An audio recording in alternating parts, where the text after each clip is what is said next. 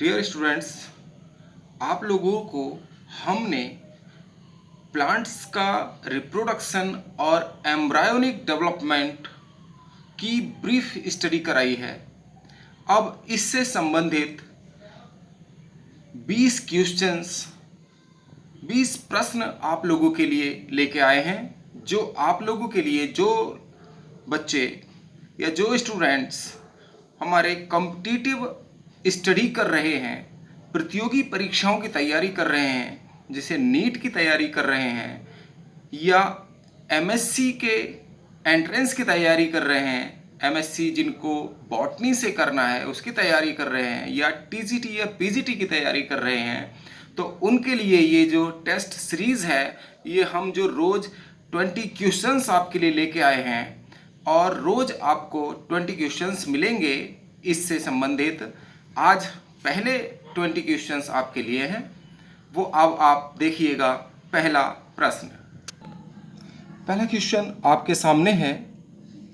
वर्तिकाग्र अर्थात स्टिग्मा सदैव खुरदरा होगा,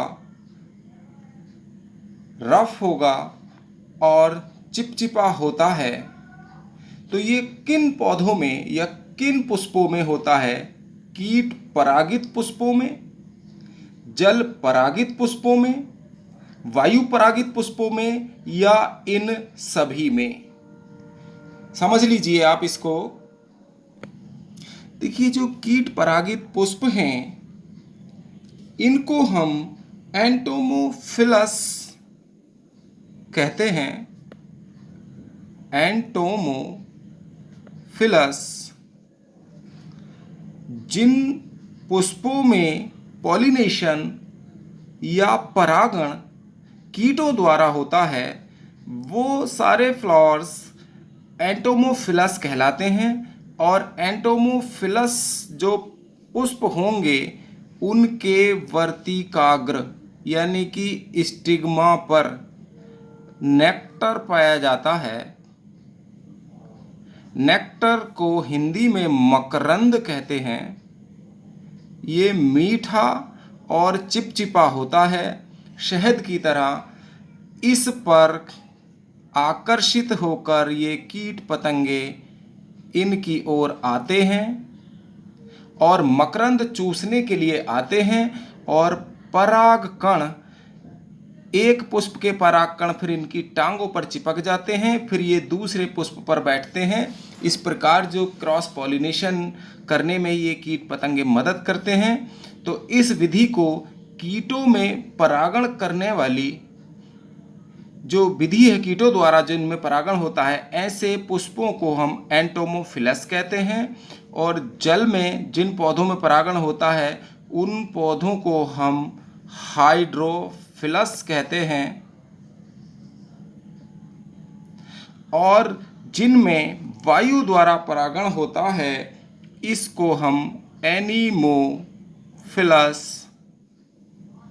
फ्लोरस कहते हैं। तो इसका जो आंसर हुआ, तो नेक्टर किन पौधों में होगा? कीट परागित पुष्पों में नेक्टर होता है, इसलिए वर्तिकाग्र, खुरदरा और चिपचिपा किसका होगा? कीट परागित पुष्पों का होगा। तो इसका आंसर हुआ कीट परागित पुष्प। अब देखिए, नेक्स्ट क्वेश्चन है आपका कि पराग कोश से पराग कणों का यानी पोलन ग्रेन्स का पुष्प के वर्तिकाग्र अर्थात स्टिग्मा पर जो ट्रांसफर होता है उसे तो पॉलिनेशन कहते हैं। जब पुष्प के पराग कणों का स्थानांतरण अन्य पौधे के वर्तिकाग्र तक होता है तो उसे क्या कहते हैं? सवाल ये है। तो स्वपरागण कहेंगे ऑटोगेमी, अनुन्मील्य परागण क्लिस्टोगेमी, या सजात पुष्पी परागण गाइटोनोगेमी, या पर निषेचन जीनोगेमी? इसका राइट आंसर क्या होगा? अब आप इसको स्वपरागण को समझ लीजिए। स्वपरागण किसे कहेंगे? जब पुष्प के पराग कण एक ही पुष्प के परागकण उसी पुष्प के वर्तिकाग्र पर गिरते हैं तो इसे ऑटोगेमी कहा जाता है। अनुन्मील्य परागण बंद पुष्पों में पाया जाता है जिनके पुष्प बंद होते हैं। मेल और फीमेल फ्लावर एक बंद संरचना में पाए जाते हैं। उनमें क्लिस्टोगेमस प्रकार का ऐसे पुष्प क्लिस्टोगेमस होते हैं और इस पॉलिनेशन को क्लिस्टोगेमी कहा जाता है। तीसरा है सजात पुष्पी परागण। जब एक पौधे पर पुष्प यहाँ है और दूसरा पुष्प दूसरी टहनी पर है या दूसरी ब्रांच पर है, तो अगर इसके परागकण इस वाले पुष्प के यानी कि एक ही पुष्प के परागकण, एक ही पौधे के एक पुष्प के परागकण अगर दूसरे पुष्प के वर्तिकाग्र पर गिरते हैं या पहुंचते हैं तो इसे गाइटोनोगेमी कहा जाता है। और परनिषेचन या जीनोगेमी उसे कहते हैं कि जब एक पौधे के परागकण दूसरे पौधे के वर्तिकाग्र पर पहुंचते हैं तो इसे हम परनिषेचन या जीनोगेमी या क्रॉस पॉलिनेशन पर परागण कहते हैं। तो क्रॉस पॉलिनेशन भी यही है जिसको हम पर परागण कह रहे हैं और एलोगेमी भी यही है। तो एलोगेमी भी इसे कहते हैं, क्रॉस पॉलिनेशन भी कहते हैं और परनिषेचन या जीनोगेमी भी कहते हैं। तो देखिए यही कह रहे हैं कि जब पुष्प के परागकणों का स्थानांतरण अन्य पौधे के वर्तिकाग्र पर होगा तो उसे क्या कहेंगे? परनिषेचन या जीनोगेमी या क्रॉस पॉलिनेशन या एलोगेमी कहा जाता है। तो इसका आंसर क्या हुआ? परनिषेचन। इसको ध्यान रखिएगा। अब हम अगला प्रश्न आपको बता रहे हैं। डाइकोगेमी जो पर परागण, डाइकोगेमी जिसे भिन्न काल पक्वता भी कहते हैं, जो क्रॉस पॉलिनेशन को हेल्प करती है, उसे क्या कहते हैं?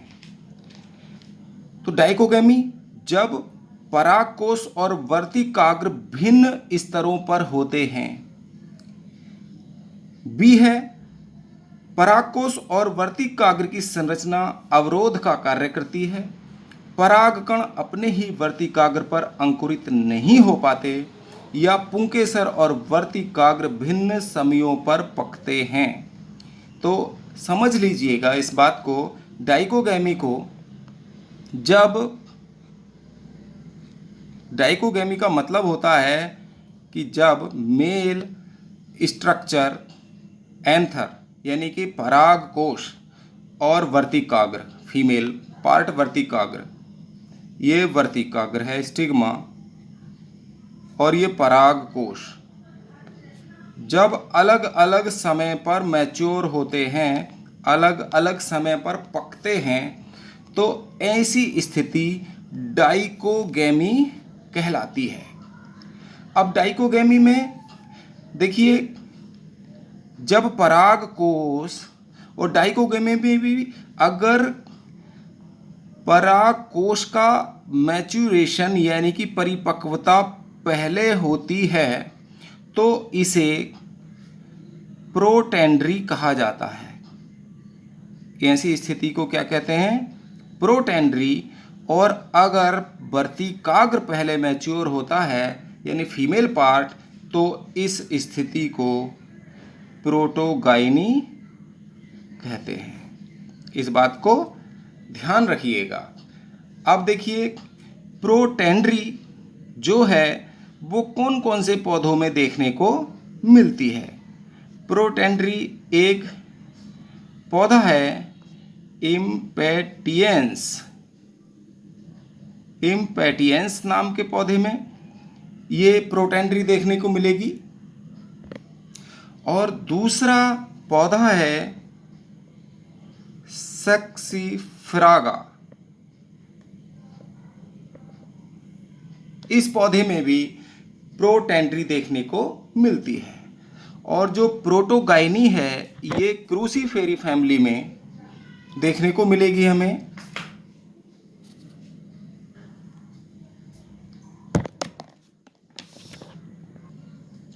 तो जो प्रोटोगाइनी है वो क्रूसीफेरी फैमिली में देखने को मिलती है, जिसमें सरसों, मूली, गोभी, सलजम आदि पौधे आते हैं। और दूसरी फैमिली है रोजेसी, जिसमें गुलाब आता है। तो रोजेसी फैमिली में प्रोटोगाइनी देखने को मिलती है। तो इसका राइट आंसर क्या हुआ डाइकोगैमी का? डाइकोगैमी किसे कहेंगे? जब पराग कोश अर्थात पुंकेसर और वर्तिकाग्र अलग अलग समय पर पकेंगे, मैच्योर होंगे, तो इस स्थिति को डाइकोगैमी कहेंगे, या भिन्न काल पक्वता भी इसको कह देते हैं। भिन्न काल पक्वता अर्थात डाइकोगैमी।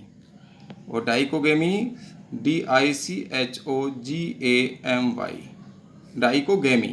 तो इसका करेक्ट आंसर क्या हुआ? इसका ऑप्शन हुआ डी, पुंकेसर और वर्तिकाग्र जब भिन्न भिन्न समय पर पकेंगे तो उसे हम डाइकोगैमी कहेंगे। उसी से मिलता जुलता नेक्स्ट क्वेश्चन है कि जब परागकोश एंथर सैक वर्तिकाग्र से पहले परिपक्व हो जाएं, एंथर स्टिग्मा से पहले मैच्योर हो जाए, तो ये घटना क्या कहलाएगी? अभी आपको बताया कि एंथर सैक अगर पहले परिपक्व होगा, डाइकोगैमी का पहला भाग है प्रोटेंड्री, उसे प्रोटेंड्री कहेंगे। तो इसका सही आंसर हुआ प्रोटेंड्री। अगला है प्रोटेंड्री पाई जाती है। ये भी अभी बताया है इससे पहले कि सेक्सीफ्रागा में और इम्पेटियंस में, इन दोनों में क्या पाया जाता है? प्रोटेंड्री पाई जाती है, डाइकोगैमी की दूसरी अवस्था। और प्रोटेंड्री क्या है? जिसमें स्टिग्मा पहले परिपक्व होता है। आपको जानकारी है ही, फिर से बता देते हैं कि जहाँ ये मेल पार्ट है एंथर, तो जहाँ ये स्टिग्मा पहले मैच्योर होगा, स्टिग्मा अगर पहले मैच्योर होगा तो इसको हम प्रोटोगाइनी कहेंगे। वो स्टिग्मा पहले मैच्योर होगा तो प्रोटोगाइनी, और परागकोश पहले मैच्योर होगा तो उसे प्रोटेंड्री कहेंगे। इस बात को ध्यान रखेंगे। तो प्रोटेंड्री किस किस में पाई जाती है? सेक्सीफ्रागा में और इम्पेटियंस में। तो इसका आंसर हुआ सी, ये दोनों। अब आता है प्रोटोगाइनी। तो प्रोटोगाइनी कौन कौन से कुल में पाई जाती है? क्रूसीफेरी कुल में भी और रोजेसी कुल, दोनों कुलों में पाई जाती है। तो इसका आंसर हुआ सी, ए तथा बी। फिर है क्रॉस पॉलिनेशन को और किस नाम से जानते हैं? क्रॉस पॉलिनेशन को जीनोगैमी पर निषेचन भी कहते हैं, एलोगैमी भी कहते हैं। ये हमने भी पीछे बताया है सवाल में। तो इसका आंसर हुआ ए तथा बी, अर्थात दोनों। अब अगला सवाल है, आवृत बीजियों में यानी एंजियोस्पर्मिक प्लांट्स में जो लाइनर टेट्रड का फंक्शनल मेगास्पोर बनता है या होता है, तो वह कौन सा वाला होता है? माइक्रोपाइल यानी बीजांड द्वार के निकट वाला सबसे पहला, या माइक्रोपाइल का सेकंड, या माइक्रोपाइल से थर्ड, या माइक्रोपाइल से फोर्थ? यहाँ देखिए हम आपको बता रहे हैं जब इसका माइक्रोस्पोर का निर्माण होता है तो माइक्रोस्पोर जिस संरचना में सबसे पहले बनता है तो माइक्रोपाइलर एंड ये होगा, माइक्रोपाइल बीजांड द्वार जिसे कहेंगे। तो ये मेगास्पोर मदर सेल से जो मेगास्पोर बनता है, तो मेगास्पोर में लाइनर टेट्राड बन जाते हैं, जिसमें 3 जो माइक्रोपाइलर एंड की ओर होते हैं ये नष्ट हो जाते हैं मेगास्पोर, और जो चौथा मेगास्पोर होता है फंक्शनल मेगास्पोर, ये निभाग की ओर होता है, माइक्रोपाइलर एंड की तरफ नहीं होता। माइक्रोपाइलर एंड की तरफ जो 3 माइक्रो मेगास्पोर होते हैं ये नष्ट हो जाते हैं, तो इसलिए जो फंक्शनल मेगास्पोर है तो ये 4th नंबर पे हुआ। पहला नंबर, दूसरा, तीसरा, तो ये 4th नंबर हुआ माइक्रोपाइलर एंड की ओर से, चेलेजल एंड की ओर होता है। तो ये इसका आंसर हुआ बीजांड द्वार से चौथा। जब पोलन ट्यूब, नेक्स्ट क्वेश्चन आपके लिए, जब पोलन ट्यूब एम्ब्रायोसेक यानी फीमेल गैमेटोफाइट में इंटेगुमेंट्स को भेद कर प्रवेश करती है तब उसे कहते हैं। देखिए, पराग नलिका जब फीमेल गैमेटोफाइट में प्रवेश करती है इंटेगुमेंट को भेद कर, तब उसे क्या कहेंगे? मीसोगैमी, पोरोगैमी, चेलोजोगैमी या स्यूडोगैमी। तो देखिए, यहाँ हम बीजांड बना रहे हैं आपको, ये बीजांड द्वार है और यहाँ एम्ब्रायोसेक है, ये है एम्ब्रायोसेक या फीमेल गैमेटोफाइट। अगर यहाँ बीजांड द्वार से ये जो पोलन ट्यूब है, जब पोलन ग्रेन जर्मिनेट होगा तो ये जो पोलन ट्यूब निकलेगी इसमें से, तो ये पोलन ट्यूब अगर बीजांड द्वार की तरफ से प्रवेश करती है, बीजांड द्वार से प्रवेश किया इसने, तो इसको पोरोगैमी कहा जाता है, यानी कि बीजांड द्वारी या अंड द्वारी प्रवेश। ये ज़्यादातर एंजियोस्पर्म्स में ये अवस्था देखने को मिलती है, या सभी एंजियोस्पर्म्स में ये पाई जाती है। उसके बाद आता है चेलेजोगैमी। ये जो भाग है चेलेजा है, अगर ये पोलन ट्यूब यहाँ निभाग की ओर से प्रवेश करेगी तो इसको हम चेलेजोगैमी कहेंगे, ये चेलेजोगैमी कहा जाएगा इसको। और जो चेलेजोगैमी है ये कैजुराइना में पाई जाती है, कैजुराइना नामक प्लांट में ये देखने को मिलती है। चेलेजोगैमी निभाग की तरफ से प्रवेश होता है। अब तीसरा जो महत्वपूर्ण प्रवेश है पोलन ट्यूब का, अगर ये इंटेगुमेंट जो है इसकी, इस इंटेगुमेंट को भेद कर अगर ये प्रवेश करती है तो इसको हम मीसोगैमी कहते हैं। मीसोगैमी, कुकुरबिटेसी फैमिली में मीसोगैमी देखने को मिलती है। मध्य प्रवेश, कुकुरबिटा,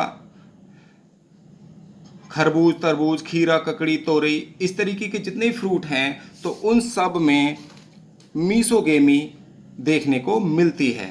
तो यहाँ क्या कह रहे हैं, तो ये इन्होंने क्या, इंटेगुमेंट है, ये इंटेगुमेंट को भेद कर प्रवेश कर रही है। तो इंटेगुमेंट को भेद कर प्रवेश करने वाली जो पराग नलिका होगी तो उस स्थिति को हम क्या कहेंगे? मीसोगैमी, अर्थात मध्य प्रवेश। इसका इसलिए पहला उत्तर होगा मध्य प्रवेश। अब अगला सवाल देखिएगा, जब अंकुरण में, यानी कि जब बीज का जर्मिनेशन होता है, सीड का जर्मिनेशन होता है, तो जो बीज पत्र हैं अगर भूमि की सतह के ऊपर आ गए, ये जो बीज पत्र हैं ये जमीन से ऊपर आ जाते हैं, ये प्ल्यूम्यूल है, ब्रांकोर, ये रेडिकल है और ये इसके बीज पत्र हैं कोटिलेडन्स। तो इस अंकुरण को हम क्या कहते हैं? इसको हम एपीजियल या भूम्युपरिक अंकुरण कहते हैं। भूम्युपरिक किस में पाया जाता है? नीम है, बकान है, अरंड है, इमली है, इन पौधों में देखने को मिलता है। दूसरा है भूम्युपरिक, तो हो गया, इसका उत्तर तो यही हुआ सी, भूम्युपरिक यानी कि भूमि से ऊपर अगर बीजपत्र निकल गए। बीजपत्र कौन से होते हैं? कोई भी जो सीड होता है जब बोया जाता है तो इसमें जो दो दाल के टुकड़े होते हैं, अगर दालों में आप लोगों ने देखा होगा तो उनको हम क्या कहते हैं?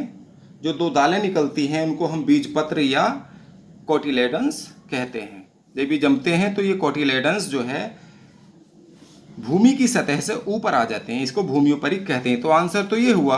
अधोभूमिक भी आप लोग देख लीजिए, हाइपोजियल में क्या होता है? जो एक बीजपत्री है, जैसे चना है, मटर है, देखिए चना, मटर, सेम, और एक बीजपत्री में मक्का, गेहूं, एक बीजपत्री में ज़्यादातर में सभी में क्या होता है? अधोभूमिक यानी कि बीजपत्र भूमि के अंदर ही रहते हैं। यहाँ से रेडिकल निकलेगा और यहीं से प्लूम्यूल और तने की शाखाएं निकल आएंगी। तो ऐसे अंकुरण को हम अधोभूमिक कहते हैं, जिसमें जो बीजपत्र है वो भूमि के अंदर ही रहता है। और सजीव प्रजता किसे कहते हैं?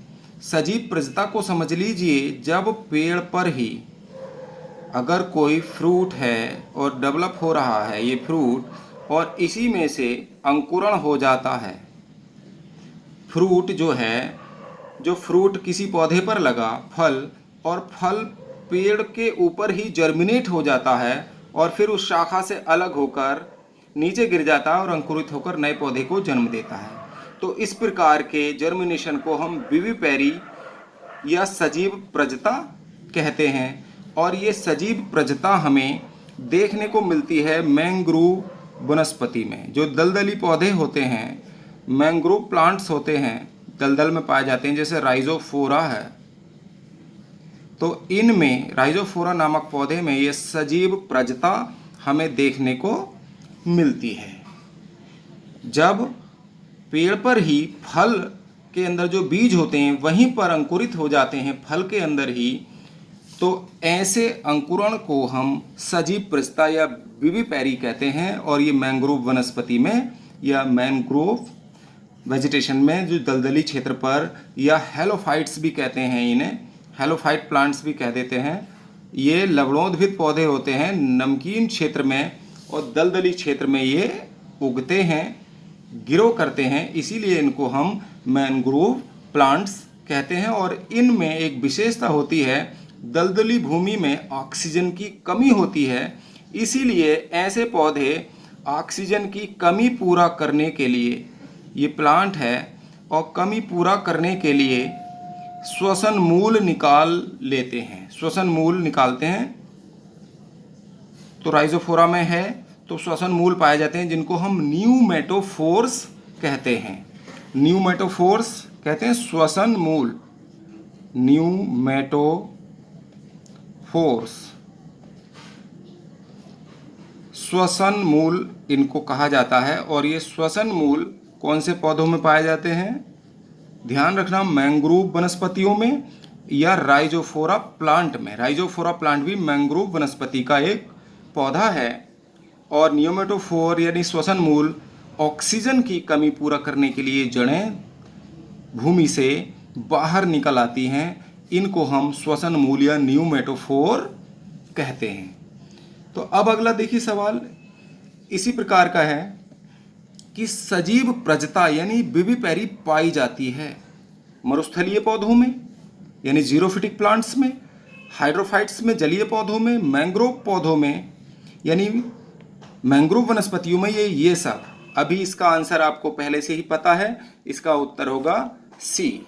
अब अगला प्रश्न आप देखिए। अगला सवाल है, मैंग्रोव पौधे का उदाहरण है। तो मैंग्रोव पौधे का उदाहरण राइजोफोरा, हैरिशिएरा, एविसीनिया या उपरोक्त सभी। तो आप ध्यान रखिएगा, राइजोफोरा हमने पहले ही पढ़ा है अभी। तो हैरिशिएरा नाम का पौधा भी मैंग्रोव वनस्पति है, और एविसीनिया भी।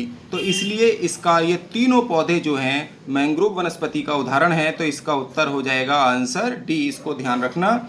और उसके बाद आता है डबल फर्टिलाइजेशन लक्षण है।